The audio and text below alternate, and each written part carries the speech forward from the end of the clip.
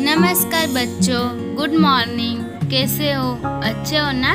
चलो बच्चों, आज हम कक्षा 8 के कंप्यूटर विषय पढ़ने की शुरुआत करते हैं। ठीक है बच्चों, आज हम चैप्टर 1 कंप्यूटर का परिचय यह पढ़ेंगे। चलो बच्चों, आज हम कंप्यूटर के चैप्टर 1 कंप्यूटर का परिचय यह चैप्टर की शुरुआत करते हैं। वर्तमान युग को सूचना प्रौद्योगिकी युग, आईटी युग, कंप्यूटर युग कहा जाता है। बच्चों, आज के युग को कौन सा युग कहा जाता है? कंप्यूटर युग कहा जाता है। जीवन के लगभग प्रत्येक क्षेत्र में कंप्यूटर का उपयोग अनिवार्य हो गया है। बच्चों, जीवन के लगभग प्रत्येक क्षेत्र में कंप्यूटर का उपयोग अनिवार्य है। आप जानती हो कि आज के युग में कंप्यूटर यह हर क्षेत्र में उपयोगी हो रहा है। हम इस अद्भुत यंत्र के बारे में जानकारी प्राप्त किए बिना नहीं रह सकते। बच्चों, यह यंत्र आज के ज़माने में इतना जरूरी है, तो हम इस अद्भुत यंत्र के बारे में जानकारी प्राप्त किए बिना नहीं रह सकते। इसके बारे में हमें जानकारी लेनी ही चाहिए। हम कंप्यूटर से परिचित होकर उसकी उपयोगिता समझेंगे। बच्चों, इस चैप्टर में हम क्या करेंगे? तो हम कंप्यूटर से परिचित होकर उसकी उपयोगिता समझेंगे। बच्चों, आप 1 से 7 तक की कक्षा में कंप्यूटर का सब परिचय जानते ही होंगे। फिर भी आज हम इस चैप्टर में कंप्यूटर के परिचय को जान देंगे। ठीक है बच्चों, इसमें पहला टॉपिक क्या है बच्चों? कंप्यूटर क्या है? तो अंग्रेजी भाषा में कंप्यूटर शब्द की उत्पत्ति क्रियापद टू कंप्यूट से हुई है। बच्चों, अंग्रेजी भाषा में कंप्यूटर शब्द यह शब्द की उत्पत्ति क्रियापद टू कंप्यूट से हुई है। कंप्यूटर शब्द कहाँ से उत्पत्ति हुई है बच्चों? टू कंप्यूट से उसकी उत्पत्ति हुई है, जिसका अर्थ गणना करना होता है। टू कंप्यूट का अर्थ क्या होता है बच्चों? गणना करना होता है। अंत कई लोग समझते हैं कि कंप्यूटर दूसरे प्रकार का केवल एक गणक यंत्र अर्थात तीव्र कैलकुलेटर ही है। बच्चों, कई लोग सिर्फ यह समझते हैं कि कंप्यूटर यह एक कैलकुलेटर ही है जो अन्य कैलकुलेटर के जैसे ही गणना का कार्य करता है, परंतु वास्तव में कंप्यूटर किसी सरल गणक यंत्र से कहीं ज़्यादा होता है। लेकिन बच्चों, हम जानते हैं कि कंप्यूटर सिर्फ गणना का कार्य नहीं करता है। वह हमें चित्र बनाने में हो या फिर मूवी देखनी हो, गेम खेलने हो, कोई अक्षर टाइप करने हो अथवा कोई डेटा तैयार करना हो, तो उसके लिए हमें कंप्यूटर उपयोगी है। इसीलिए कंप्यूटर यह सिर्फ गणना करने नहीं तो बहुत सारे क्षेत्रों में कंप्यूटर का उपयोग होता है। जैसे कि रेलवे स्टेशन पर हो, बड़े बड़े मॉल, दुकान हो, ये ऐसे कई जगह पर कंप्यूटर का अलग अलग उपयोग होते हुए हम देख सकते हैं। इसीलिए कंप्यूटर सिर्फ यह गणना का कार्य नहीं करता, वह कहीं ज़्यादा कार्य कर सकता है। आरंभ में कंप्यूटर का उपयोग केवल बड़ी तथा जटिल गणनाओं का तीव्र तथा अचूक ढंग से संपन्न करने के लिए किया जाता था।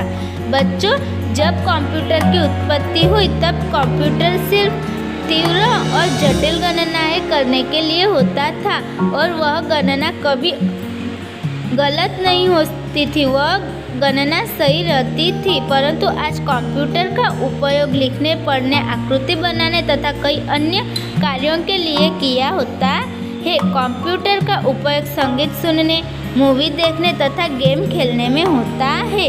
बच्चों, मैंने आपको कहा कि कंप्यूटर का उपयोग सिर्फ गणना करने के लिए नहीं होता है।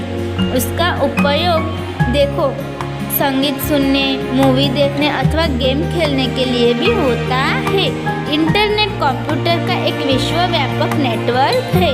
बच्चों, इंटरनेट यह कंप्यूटर का एक विश्वव्यापक नेटवर्क है जो सूचना की बड़ी मात्रा में नियंत्रण रखता है। नेटवर्क यह सूचना की बड़ी मात्रा में नियंत्रण रखता है। इन सूचनाओं को अभिगम मतलब एक्सेस टू पर्सनल कंप्यूटर मतलब पीसी व्यक्तिगत कंप्यूटर, उसका शॉर्ट फॉर्म क्या है? पीसी। पीसी पर्सनल कंप्यूटर द्वारा कर सकते हैं। तुम विश्व के अन्य इंटरनेट उपयोगकर्ताओं से संप्रेषण भी कर सकते हो।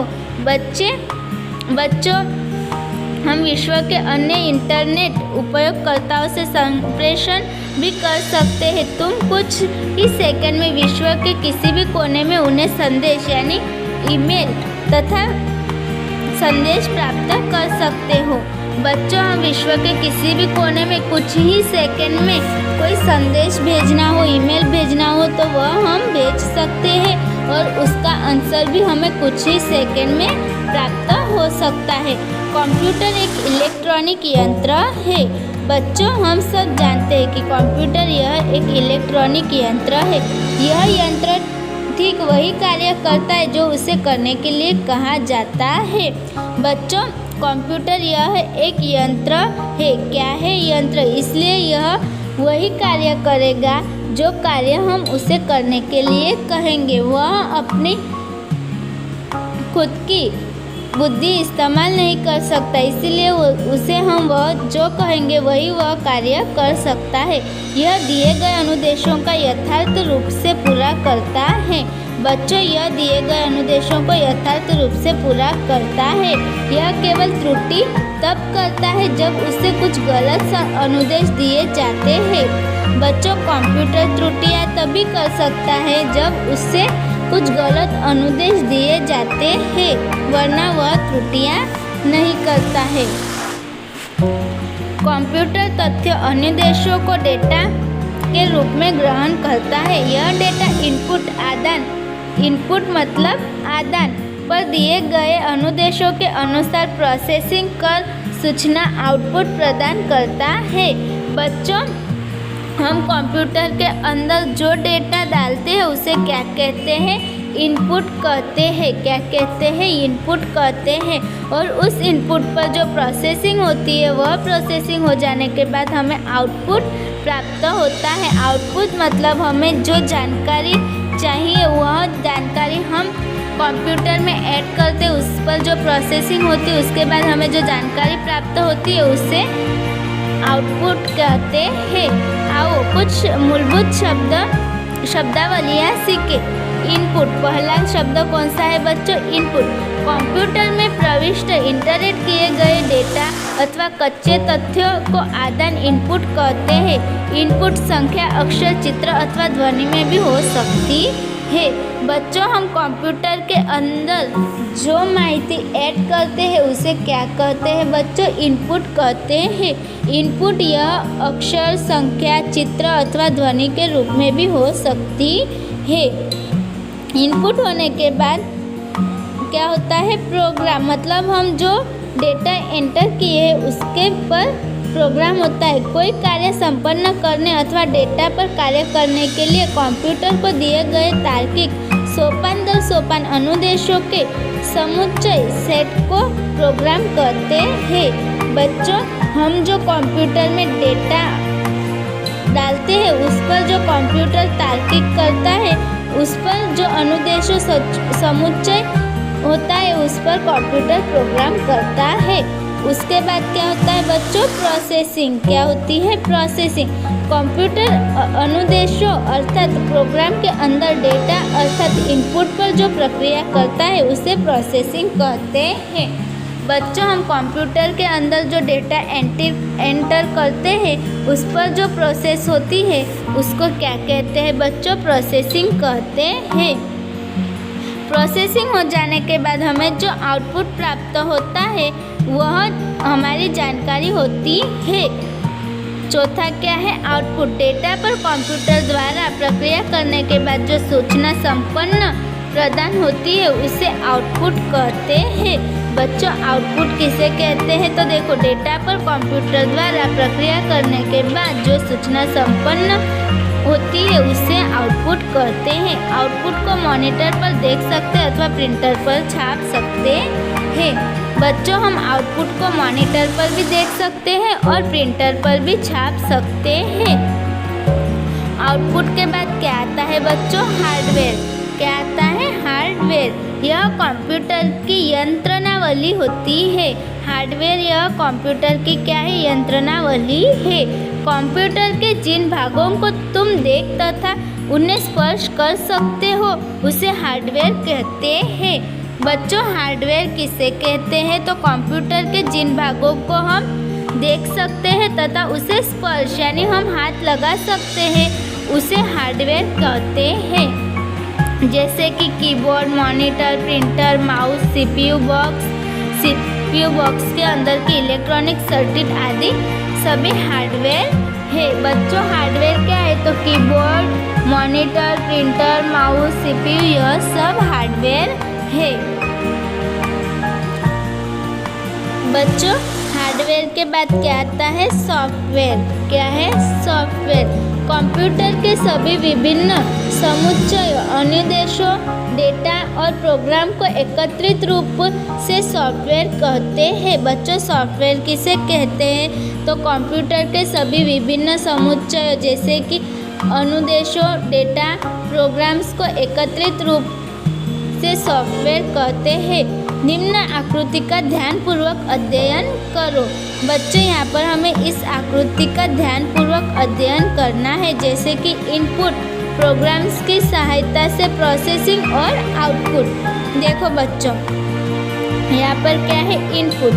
इनपुट मतलब हम कंप्यूटर के अंदर जो डेटा एंटर करते हैं उसे इनपुट कहते हैं और उस डेटा पर जो प्रोसेसिंग होती है, उस प्रोग्राम की सहायता से जो प्रोसेसिंग होती है उसे प्रोसेसिंग कहते हैं और उस प्रोसेस के बाद जो जानकारी हमें प्राप्त होती है उसे आउटपुट कहते हैं। तो बच्चों, इनपुट, प्रोसेसिंग और आउटपुट यह कंप्यूटर की प्रक्रिया है, कंप्यूटर की भाषा है। बच्चों, अब हम कंप्यूटर की भाषा मतलब कंप्यूटर की लैंग्वेज समझेंगे। कंप्यूटर केवल बाइनरी कोड में लिखे गए अनुदेशों को ही समझ सकता है। बच्चों, कंप्यूटर केवल बाइनरी कोड में लिखे गए अनुदेशों को ही समझ सकता है, परंतु बाइनरी कोड में अनुदेशों अथवा प्रोग्राम्स को लिखने के लिए बहुत अधिक समय लगता है। लेकिन बच्चों, बाइनरी कोड और अनुदेशों अथवा प्रोग्राम को लिखने के लिए बहुत अधिक समय लगता है। अंततः दार्शनिक संख्या, शब्दों तथा संकेतों का उपयोग कर कंप्यूटर भाषाएं विकसित की गई है। बच्चों, बाइनरी कोड में लिखने के लिए हमें बहुत ही वक्त लगता है, इसीलिए क्या किया है? तो दार्शनिक संख्या, शब्दों तथा संकेतों का उपयोग कर कंप्यूटर भाषा वो विकसित की गई है। इन्हें बाद में कुछ विशिष्ट प्रोग्राम्स तैयार द्वारा बाइनरी कोड में रूपांतरित किया गया, परंतु कंप्यूटर भाषाओं के दो प्रकार हैं। बच्चों, कंप्यूटर की भाषाओं के कितने प्रकार हैं? दो प्रकार है। पहला प्रकार कौन सा है बच्चों? High level language, HLL। क्या है? HLL मतलब हाई लेवल लैंग्वेज। इन भाषाओं को सीखना बहुत आसान होता है। बच्चों, इन भाषाओं को सीखना क्या होता है? बहुत ही आसान होता है, क्योंकि इनमें हमारी भाषाओं के शब्दों का उपयोग होता है। बच्चों, HLL इन भाषाओं को सीखना बहुत ही आसान होता है। क्यों? तो क्योंकि इसमें हमारी भाषा उनके शब्द होते हैं। हाई लेवल लैंग्वेज HLL का एक विशिष्ट प्रोग्राम द्वारा बाइनरी कोड में रूपांतरित किया जाता है, जिसे इंटरप्रिटर अथवा कंपाइलर कहा जाता है। बच्चों, जो HLL है उस भाषा को हमारी भाषा हाई लेवल लैंग्वेज जो है वो बाइनरी कोड में रूपांतरित किया गया है, जिसे क्या कहते हैं? इंटरप्रिटर अथवा कंपाइलर कहा जाता है।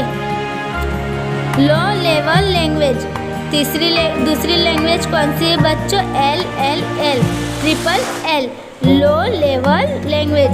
इन भाषाओं में कंप्यूटर को अनुदेश देने के लिए संक्षिप्त स्वरूपों का उपयोग किया जाता है। LLL इन भाषाओं को कंप्यूटर में अनुदेश देने के लिए संक्षिप्त स्वरूपों का उपयोग किया जाता है। लो लेवल लैंग्वेज LLL का एक विशिष्ट प्रोग्राम द्वारा बाइनरी कोड में रूपांतरित किया जाता है, जिसे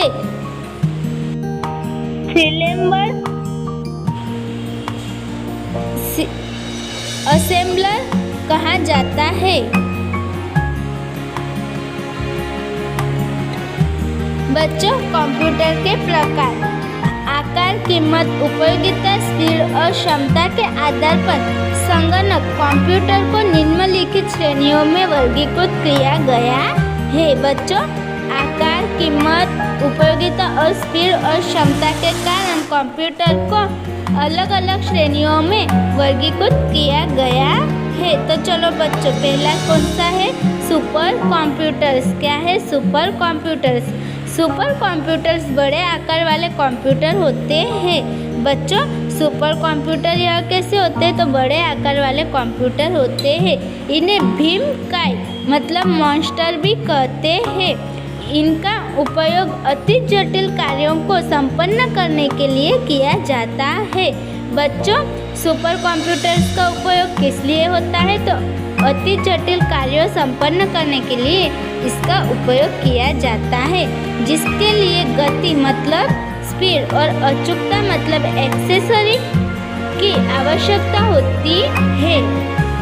जो कार्य तुम्हारा पीसी 20 घंटे में कर सकता है, वही कार्य एक सुपर कंप्यूटर केवल 90 सेकंड में कर देता है।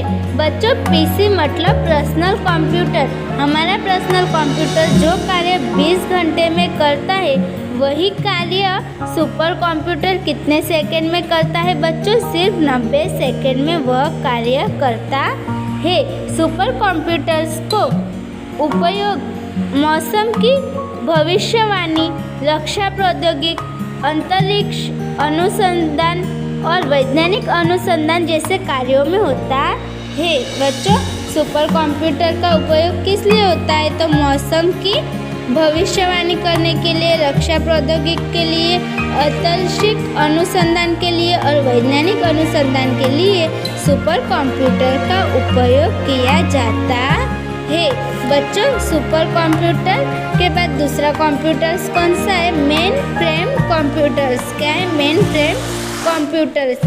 एक कंप्यूटर्स आकार में छोटे परंतु सुपर कंप्यूटर की तरह तुलना में अधिक महंगे और बहुत तीव्र होते हैं। बच्चों, यह कंप्यूटर सुपर कंप्यूटर्स की तुलना में कैसे है? महंगे और बहुत तीव्र मतलब बहुत स्पीड से कार्य करते हैं, परंतु एक साथ 100 से अधिक लोग एक ही समय पर मेन फ्रेम कंप्यूटर का उपयोग कर सकते हैं। बच्चों, मेन फ्रेम कंप्यूटर का उपयोग एक ही समय में एक साथ 100 से अधिक लोग का इस कंप्यूटर का उपयोग कर सकते हैं।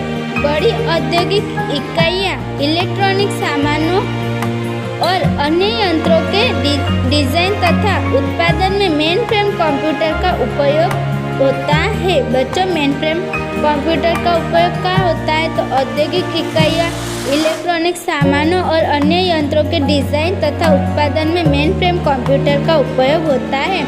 बड़ी संस्थाओं में इस प्रकार के कंप्यूटर्स का उपयोग डेटा का स्टोरेज मतलब भंडारण कर उसके विश्लेषण अथवा कंप्यूटर्स के किसी बड़े नेटवर्क को बनाए रखने के लिए होता है। बच्चों, बड़ी बड़ी संस्थाओं में इस कंप्यूटर का उपयोग क्या होता है? तो डेटा स्टोरेज करने के लिए और विश्लेषण अथवा कंप्यूटर के किसी बड़े नेटवर्क बनाने के लिए इसका उपयोग होता है। बच्चों, तीसरा कंप्यूटर कौन सा है? Mini computers. कौन सा है? Mini computers. यह कंप्यूटर मेन फ्रेम की तुलना में छोटे और सस्ते होते हैं। बच्चों, मिनी फ्रेम कंप्यूटर यह मेन फ्रेम की तुलना में कैसे होते हैं? छोटे होते और सस्ते भी होते हैं। एक साथ 10 लोग एक ही समय पर इस प्रकार के कंप्यूटर पर उपयोग कर सकते हैं। बच्चों, जब मेन फ्रेम कंप्यूटर में एक साथ एक ही समय पर 100 लोग कार्य कर सकते हैं। मिनी कंप्यूटर्स पर एक साथ एक समय पर कितने लोग कार्य कर सकते हैं? 10 लोग कार्य कर सकते हैं। मेन फ्रेम कंप्यूटर की तरह ही मिनी कंप्यूटर का भी उपयोग बड़ी संस्थाएं जैसे कि बैंक, व्यावसायिक संगठन, सरकारी विभाग और अन्य संगठन विस्तृत रूप में से करती है। बच्चों, मिनी कंप्यूटर्स कहाँ उपयोग होते हैं? तो बड़ी संस्थाएं, बैंक, व्यावसायिक संगठन, सरकारी विभाग और अन्य संगठन में इस कंप्यूटर का उपयोग किया जाता है। बच्चों, कंप्यूटर का चौथा प्रकार कौन सा है? पर्सनल कंप्यूटर, जिसे कहते हैं पीसी। यह कंप्यूटर हम घर, विद्यालय और स्कूलों में उपयोग करते हैं, उसे पर्सनल कंप्यूटर कहते हैं। यह कंप्यूटर्स माइक्रो कंप्यूटर्स के नाम से भी जाने जाते हैं। बच्चों, पर्सनल कंप्यूटर यह माइक्रो कंप्यूटर के नाम से भी जाने जाते हैं। इसका उपयोग घर में होता है, कार्यालयों में और स्कूलों में होता है। इनकी कीमत मिनी कंप्यूटर की अपेक्षा से कम होती है। बच्चों, इन कंप्यूटर्स की कीमत कैसी होती है? मिनी कंप्यूटर्स की कीमत से कम होती है और केवल एक ही समय पर एक ही व्यक्ति किसी पीसी का उपयोग कर सकता है। बच्चों, यह कंप्यूटर के नाम से ही हमें समझ आ जाता है कि यह कंप्यूटर पर एक समय पर एक ही व्यक्ति कार्य कर सकता है। पीसी का उपयोग डॉक्यूमेंट बनाना और उसे स्टोरेज करना, खातों हिसाब रखने के लिए और मित्र, सगा संबंधियों के फ़ोन नंबर, नाम, पता जैसे डेटा का रिकॉर्ड रखने के लिए, गेम खेलने और संगीत सुनने के लिए किया जाता है। बच्चों, इस कंप्यूटर का उपयोग किस लिए होता है? तो डॉक्यूमेंट तैयार करने के लिए, स्टोरेज तैयार करने के लिए, खातों में हिसाब रखने के लिए और सगा संबंधियों के फ़ोन नंबर, नाम, एड्रेस जो हमें संग्रह करना होता है उसके लिए इसका उपयोग होता है। लैपटॉप कंप्यूटर भी पर्सनल कंप्यूटर पीसी का ही एक प्रकार है। बच्चों, लैपटॉप भी यह पर्सनल कंप्यूटर का एक प्रकार ही है। देखो, यहाँ पर हमें नीचे चित्र दिए गए हैं। यह देखो, यह पर्सनल कंप्यूटर का चित्र है जिसे हम हमारे घर में, ऑफिस में और विद्यालय में उपयोग करते हैं। और लैपटॉप का उपयोग भी हम हमारे घर में, ऑफिस में और विद्यालयों में कर सकते हैं। तो बच्चों, यह हमने कंप्यूटर के प्रकार सीखे। अब हम क्या सीखेंगे बच्चों? कंप्यूटर के घटक। क्या? कंप्यूटर के घटक। तुम जानते ही हो कि कंप्यूटर की सभी मशीनरी जिन्हें तुम देख सकते हो तथा स्पर्श कर सकते हो उन्हें हार्डवेयर कहते हैं। बच्चों, हम कंप्यूटर के जो मशीनरी देख सकते हैं, उसे स्पर्श कर सकते हैं, उसे क्या कहते हैं? हार्डवेयर कहते हैं। जैसे कि कीबोर्ड, माउस, प्रिंटर, मॉनिटर और सीपीयू जैसे घटक और युक्तियाँ क्या है? कंप्यूटर के हार्डवेयर है।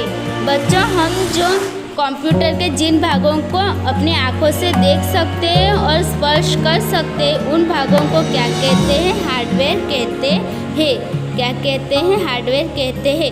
कंप्यूटर एक इलेक्ट्रॉनिक यंत्र है। बच्चों, हम सब जानते हैं कि कंप्यूटर यह एक इलेक्ट्रॉनिक यंत्र है। यह यंत्र उन युक्तियों अथवा घटकों से बना होता है जिनका उपयोग इनपुट, प्रोसेसिंग, स्टोरेज और आउटपुट के लिए किया जाता है। बच्चों, कंप्यूटर यह एक इलेक्ट्रॉनिक मशीन है जिसका उपयोग किसके लिए होता है? तो इनपुट, प्रोसेसिंग और स्टोरेज, आउटपुट के लिए किया जाता है। निम्नलिखित आकृति का ध्यानपूर्वक अध्ययन करो। बच्चों, हम इस आकृति के द्वारा कंप्यूटर की पूर्ण प्रक्रिया जानेंगे। ठीक है बच्चों?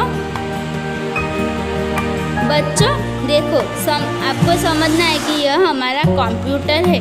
कंप्यूटर के मुख्य 3 कार्य है। कौन से? इनपुट डिवाइस, प्रोसेसिंग और आउटपुट। देखो, इनपुट डिवाइस कौन से है? कीबोर्ड और माउस। हम कीबोर्ड पर जो टाइपिंग करते हैं और माउस द्वारा जो कंप्यूटर में निर्देशित करते हैं, यह एक इनपुट डिवाइस है। उस इनपुट डिवाइस में हम जो डेटा एंटर करते हैं उस पर जो प्रोसेसिंग होती है वह प्रोसेसिंग कहाँ पर होती है, तो control unit, arithmetic and logic unit और मेमोरी, इन तीनों जगह पर उस पर प्रोसेसिंग होती है। और उसके बाद जो स्टोरेज हमें मिलता है वह क्या होता है, मेमोरी में सेव होता है। क्या हो जाता है, मेमोरी में सेव हो जाता है। मेमोरी के दो प्रकार है, कौन से, प्राइमरी मेमोरी और सेकेंडरी मेमोरी। प्राइमरी मेमोरी के भी दो प्रकार है, RAM और ROM। यह दो प्राइमरी मेमोरी के प्रकार है। RAM को क्या कहा जाता है बच्चों, रैंडम एक्सेस मेमोरी, और रोम को कहते हैं कि रीड ओनली मेमोरी। और सेकेंडरी मेमोरी के 3 प्रकार है। कितने प्रकार है, 3 प्रकार है। कौन से, तो हार्ड डिस्क, फ्लॉपी डिस्क और कॉम्पैक्ट डिस्क मतलब CD। तो इन मेमोरियों में हम हमारा स्टोरेज संग्रह कर सकते हैं और वह हमें आउटपुट डिवाइस मतलब हमें कहाँ प्राप्त होता है, अगर हमें वह डेटा प्राप्त करना हो तो वह हमें मॉनिटर की स्क्रीन पर और कागज़ पर अगर चाहिए हो तो प्रिंटर द्वारा हम कागज़ पर छाप सकते हैं। तो बच्चों यह कंप्यूटर की एक प्रक्रिया है कि हम इनपुट करते हैं, कंप्यूटर में जो डेटा एंटर करते हैं उस पर जो प्रोसेसिंग होती है, उसके बाद हमें जो जानकारी प्राप्त होती है वह हमें मॉनिटर पर अथवा प्रिंटर पर एक कागज़ द्वारा हम छाप सकते हैं। आओ अब हम इन घटकों के बारे में विस्तार पूर्वक सीखें। पहला क्या है, इनपुट डिवाइस। क्या है इनपुट डिवाइस बच्चों, इनपुट डिवाइस कौन से है, कीबोर्ड और माउस। कौन से है, कीबोर्ड और माउस। तो सबसे पहले हमें यहाँ पे किसका चित्र दिया गया है, कीबोर्ड का। कीबोर्ड का उपयोग कंप्यूटर को अनुदेश देने अथवा उसमें डेटा प्रविष्ट मतलब एंटर करने में किया जाता है। कीबोर्ड पर 100 से अधिक कीज होती है। बच्चों कीबोर्ड पर कितनी कीज होती है, 100 से अधिक कीज होती है। उनमें अक्षर कीज, अंक कीज, विराम चिन्ह कीज और कुछ विशिष्ट कीज का समावेश होता है। बच्चों कीबोर्ड में कौन सी कीज होती है, तो देखो अक्षर कीज, अंक कीज, विराम चिन्ह कीज और कुछ विशिष्ट कीज का समावेश किया जाता है। यहाँ पर देखो हमें कंप्यूटर का चित्र दिया गया है, यह कंप्यूटर का चित्र है। तो इसके द्वारा हम इसके अंदर कौन सी कीज होती है उसके बारे में सीखते हैं। ठीक है बच्चों,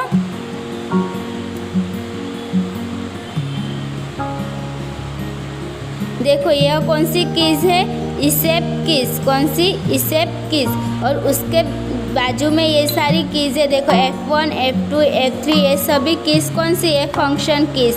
कौन सी, फंक्शन कीज है। और उसके बाजू में ये जो कीज है उसको कहते हैं स्पेशल कीज। क्या कहते हैं बच्चों, स्पेशल कीज। और उसके बाद ये देखो यहाँ पर 3 लाइट दिखाई दे रहे, उसे कहते हैं इंडिकेटर लाइट। क्या कहते हैं, इंडिकेटर लाइट। और उसके बाद यहाँ नीचे हमें एक बड़ा बटन दिखाई देता है जो लंबचौरस होता है, वह कौन सा होता है, स्पेस बार कीज। कौन सा होता है, स्पेस बार कीज। जब हम कंप्यूटर में कुछ भी टाइपिंग करते हैं और 2 अक्षर के बीच में जगह छोड़ने के लिए हमें जिस बटन का उपयोग करना पड़ता है तब हमें इस बटन का उपयोग करना पड़ता है।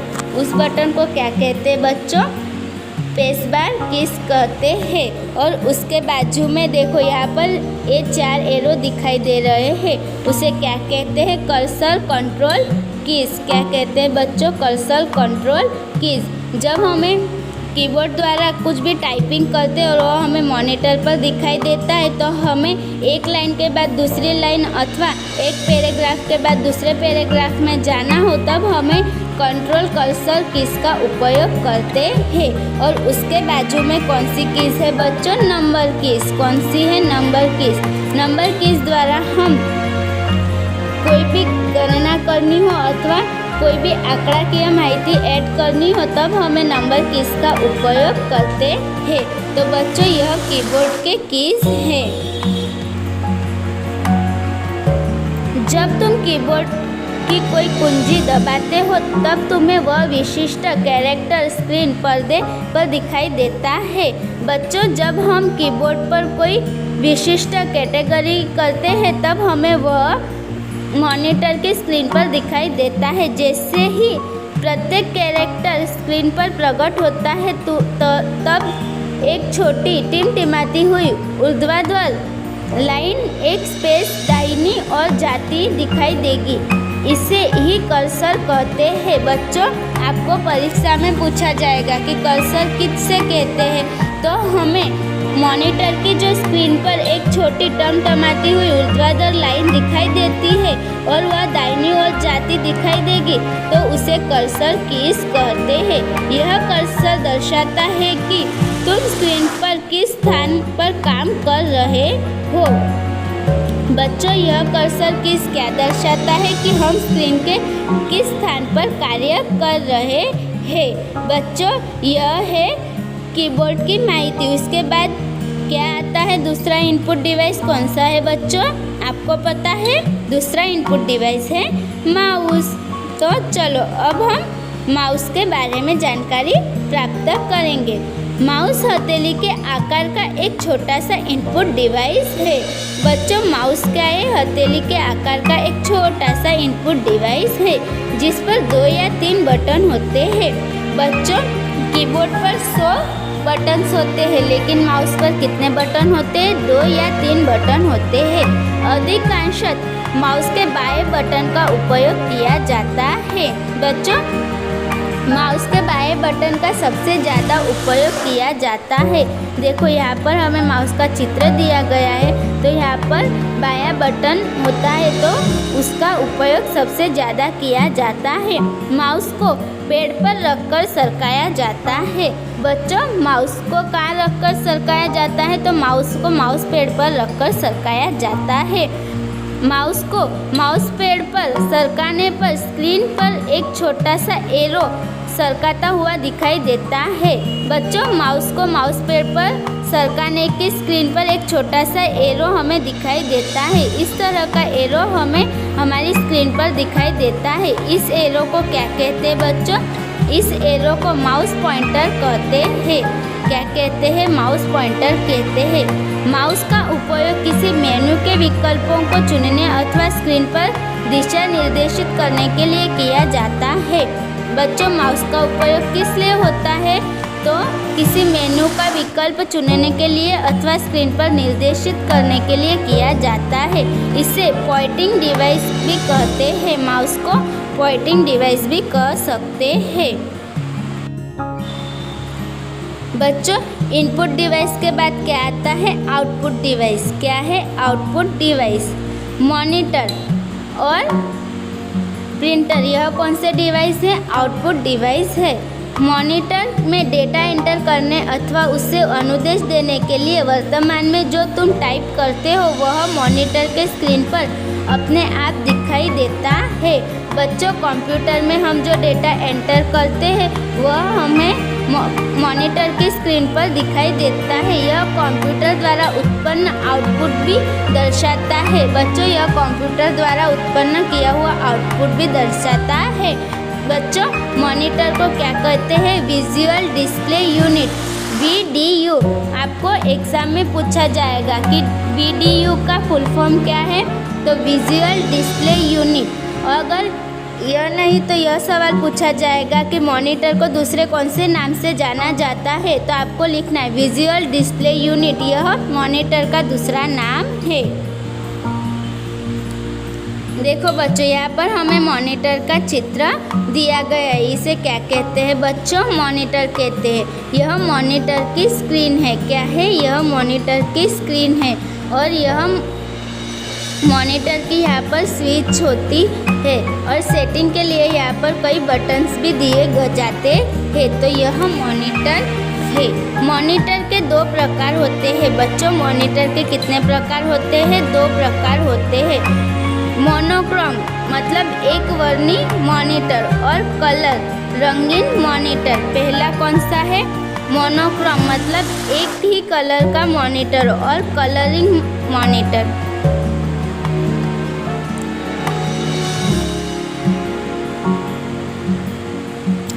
मॉनिटर के बाद कौन सा आउटपुट डिवाइस है बच्चों? प्रिंटर। दूसरा आउटपुट डिवाइस कौन सा है? प्रिंटर।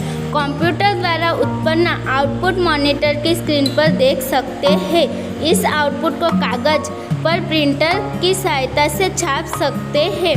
टेक्स्ट अथवा चित्र की छपी हुई प्रगति को उसकी हार्ड कॉपी कहते हैं। बच्चों, हार्ड कॉपी किसे कहते हैं? तो कंप्यूटर की सहायता से जो टेक्स्ट अथवा चित्र को हम छाप सकते हैं उसे कहते हैं हार्ड कॉपी कहते हैं। कंप्यूटर में स्टोर की गई अथवा मॉनिटर स्क्रीन पर दिखाई गई कॉपी को सॉफ्ट कॉपी कहते हैं। बच्चों, हार्ड कॉपी किसे कहते हैं? तो मॉनिटर की सहायता से हम जो टेक्स्ट अथवा चित्र को छापते हैं उसे हार्ड कॉपी कहते हैं। और सॉफ्ट कॉपी किसे कहते हैं? तो कंप्यूटर में स्टोर की गई अथवा मॉनिटर की स्क्रीन पर दिखाई गई कॉपी को सॉफ्ट कॉपी कहते हैं। प्रिंटर के 3 प्रकार होते हैं। बच्चों, प्रिंटर के कितने प्रकार होते हैं? 3 प्रकार। कौन से? Dot matrix printer, inkjet printer और letter printer. Dot matrix printer.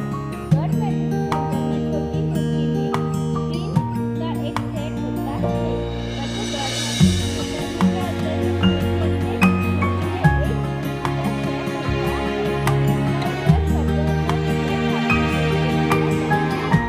Printer में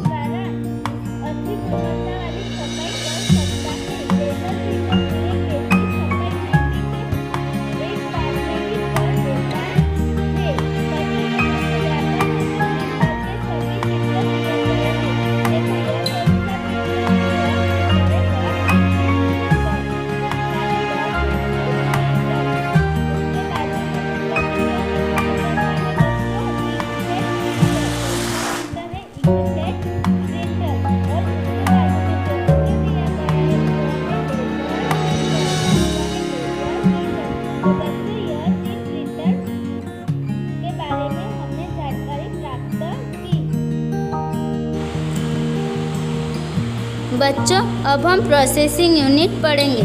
प्रोसेसिंग यूनिट में सीपीयू, सेंट्रल प्रोसेसिंग यूनिट और अन्य इलेक्ट्रॉनिक घटक होते हैं जो सीपीयू को प्रोग्राम के अनुसार इनपुट पर प्रोसेसिंग प्रक्रिया करने तथा आउटपुट उत्पन्न करने में सहायता करता है। बच्चों, सीपीयू किसके लिए सहायता करता है? तो जो हम डेटा एंटर करते हैं उस पर जो प्रक्रिया होती है उसके बाद हमें जो जानकारी प्राप्त होती है उसके लिए सीपीयू हमें उपयोगी होता है। बच्चों, यहाँ पर 2 प्रकार के सीपीयू हमें दिए गए हैं। देखो, ये बड़ा बॉक्स जैसे दिखाई दे रहा है उसे कहते हैं ऊर्ध्वाधर सीपीयू। क्या कहते हैं? ऊर्ध्वाधर सीपीयू बॉक्स। और उसके बाजू में जो दूसरा चित्र है उसे कहते हैं क्षैतिज सीपीयू बॉक्स। क्या कहते हैं? क्षैतिज सीपीयू बॉक्स। कंप्यूटर का सीपीयू सिलिकॉन से बना एक छोटा सा चिप होता है। बच्चों, सीपीयू क्या होता है? एक छोटा सा चिप होता है। इसे माइक्रो प्रोसेसर भी कहते हैं। सीपीयू को माइक्रो प्रोसेसर भी कह सकते हैं। कंप्यूटर के सभी इलेक्ट्रॉनिक सर्किट इस चिप पर व्यवस्थित होते हैं। बच्चों, कंप्यूटर के सभी इलेक्ट्रॉनिक सर्किट जो होते हैं वह इस चिप पर व्यवस्थित फिक्सेड होते हैं। सीपीयू को कंप्यूटर का मस्तक भी कहते हैं। बच्चों, आप सब जानते हो कि सीपीयू को कंप्यूटर का मस्तक भी कहते हैं क्योंकि कंप्यूटर के सभी कार्य सीपीयू के साथ जुड़े हुए होते हैं, इसीलिए इसे कंप्यूटर का मस्तक कहते हैं। यह कंप्यूटर के संपूर्ण कार्यों पर नियंत्रण रखता है। बच्चों, सीपीयू यह कंप्यूटर के सभी कार्यों पर नियंत्रण रखता है। यह प्रोग्राम की सहायता से इनपुट पर प्रोसेसिंग करता है। बच्चों, सीपीयू क्या करता है? प्रोग्राम की सहायता से इनपुट पर प्रोसेस करता है तथा आउटपुट देता है। इनपुट डिवाइसेस से डेटा और अनुदेशों को ग्रहण करने के बाद सीपीयू निर्धारित करता है कि क्या करना है, कैसे करना है तथा इसे कौन सा यूनिट करेगा। इसके बाद यह आवश्यकता अनुसार तुरंत निर्णय करने के यूनिक्स को संदेश अथवा संकेत भेजता है। डेटा पर प्रोसेस करने के बाद सीपीयू निर्मित सूचना को आउटपुट यूनिक्स के माध्यम से दर्शाता है। सीपीयू के 3 मुख्य घटक होते हैं। बच्चों, सीपीयू के मुख्य कितने घटक होते हैं? 3 होते हैं। कौन से? कंट्रोल यूनिट मतलब CU, arithmetic and logic unit ALU और तीसरा है मेमोरी। चलो बच्चों, अब हम इन तीनों घटकों के बारे में माहिती प्राप्त करेंगे। पहला कौन सा है? कंट्रोल यूनिट मतलब सीयू। सीयू डेटा के आदान प्रदान, वहन की दिशा पर कंट्रोल रखने के लिए तथा सहयोग देने, प्रोसेसिंग का प्रबंध और स्टोरेज का भंडार करता है। यह इनपुट ग्रहण करने के बाद एएलयू को हस्तांतरित कर एएलयू से परिणाम प्राप्त करता है। सीयू मेमोरी में डेटा का स्टोरेज यूनिट पर भी नियंत्रण रखता है। बच्चों, सीयू क्या करता है? तो वह डेटा का आदान प्रदान करके कंट्रोल रखकर उसका सहयोग देता है और उसके बाद जो स्टोरेज होता है उस पर कार्य करता है। यह इनपुट ग्रहण करने के बाद उसे एएलयू से हस्तांतरित कर एएलयू से परिणाम मतलब आउटपुट प्राप्त करता है। सीयू में मेमोरी डेटा के स्टोरेज यूनिट पर भी नियंत्रण रखता है। उसके बाद क्या आता है बच्चों? Arithmetic and logic unit ALU. सभी अंकगणित और तार्किक संक्रियाएं, तुलनाएं एएलयू द्वारा संपन्न की जाती हैं। बच्चों, कोई भी गणना करनी हो तो वह किसके द्वारा संपन्न की जाती है? एएलयू द्वारा संपन्न की जाती है। सर्वप्रथम मेमोरी में सूचना प्राप्त करने के बाद संक्रियाएं पूरी करने के लिए उसे एएलयू हस्तांतरित करता है। एएलयू संक्रियाएं पूर्ण करने के बाद परिणाम आउटपुट मेमोरी में भेजता है। उसके बाद तीसरा घटक कौन सा है बच्चों? मेमोरी। कौन सा है? मेमोरी। सीयू से डेटा ग्रहण प्राप्त कर मेमोरी उसका स्टोरेज करता है। इसके बाद सीयू इस डेटा को प्रोसेसिंग और आउटपुट की निर्मित के लिए एएलयू को भेजता है। सीयू इस आउटपुट को एकत्रित कर उसके स्टोरेज हेतु मेमोरी को भेजता है। इसके बाद सीयू आउटपुट को आउटपुट डिवाइसेस तक भेजने के लिए मेमोरी को अनुदेश देता है। देखो बच्चों, यहाँ पर क्या है? सीयू के डेटा को ग्रहण जो प्राप्त होता है वह सीयू में स्टोरेज होता है। उसके बाद जो सीयू डेटा पर जो प्रोसेसिंग करता है वह प्रोसेसिंग आउटपुट के निर्मित के लिए एएलयू को भेजता है। आउटपुट पर जो प्रक्रिया होती है बच्चों वह कहाँ पर होती है? एएलयू पर होती है। और उसके बाद सीयू इस आउटपुट को एकत्रित करता है और वह एक स्टोरेज मेमोरी में भेजता है। इसके बाद आउटपुट डिवाइसेस तक भेजने के लिए मेमोरी को अनुदेश देता है। यह हम एक आकृति द्वारा समझेंगे। देखो यहाँ पर हमें जो आकृति दी है उसके द्वारा हम इसका पूर्ण कार्य समझेंगे। इनपुट डिवाइसेस साधन, हम जो कंप्यूटर में डेटा एंट्री करते हैं वह हम एक इनपुट डिवाइस है, उस पर जो प्रोसेसिंग होती है वह सबसे पहले कहाँ होती है तो कंट्रोल यूनिट यानी सीयू में उसकी प्रोसेसिंग होती है। वह प्रोसेसिंग हो जाने के बाद वह एएलयू में भेजता है। एएलयू वह प्रोसेसिंग मेमोरी में सेव होने के लिए भेजता है और उसके बाद मेमोरी में जो सेव होती है वह हमें आउटपुट डिवाइस मतलब मॉनिटर की स्क्रीन पर दिखाई देती है। तो यह एक प्रोसेसिंग है।